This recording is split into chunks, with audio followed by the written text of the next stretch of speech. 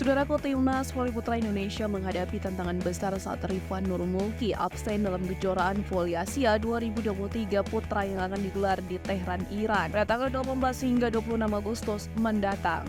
Keputusan Rifan Nurmulki untuk tidak berpartisipasi dalam kejuaraan Voli Asia 2023 Putra yang mendatang telah menimbulkan permasalahan bagi Timnas Voli Putra Indonesia. Mantan pemain VJ Nagano Trains ini telah mengatasi proses pengunduran diri dari kepolisian serta ingin mendampingi istrinya dalam momen kelahiran.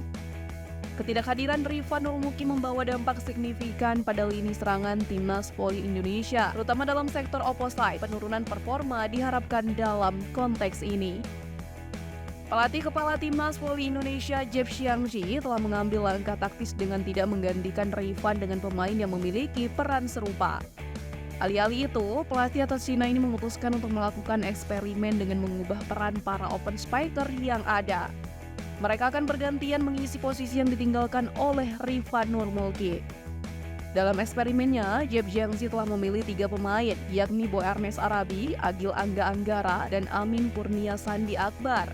Meskipun sebelumnya mereka lebih akrab dengan outside hitter, ketiganya akan mencoba peran baru sebagai opposite. Manajer Timnas Voli Putra Indonesia Lodri Mas Patela mengungkapkan bahwa ada beberapa kendala yang dihadapi oleh Jeff Xiangji akibat absennya Rifan Nurmulki dalam kejuaraan Voli Asia 2023 Putra. Namun dalam konteks ini ada keuntungan yang bisa dimanfaatkan oleh Boy, Agil, dan Sandi Akbar. Sebagai seorang hitter, mereka memiliki keunggulan dalam hal passing dibandingkan dengan pemain opposite. Oleh karena itu, ketiganya memiliki potensi untuk memperkuat kemampuan reserve dalam bertahan tim. Rifan Nurmulki memang memiliki peran krusial dalam meraih poin, tapi dengan absennya tim dapat mengalami perubahan positif. Tanpa kehadiran Rifan, Timnas Voli Putra Indonesia bisa menggali sisi positif baru untuk mengoptimalkan strategi mereka dalam turnamen ini.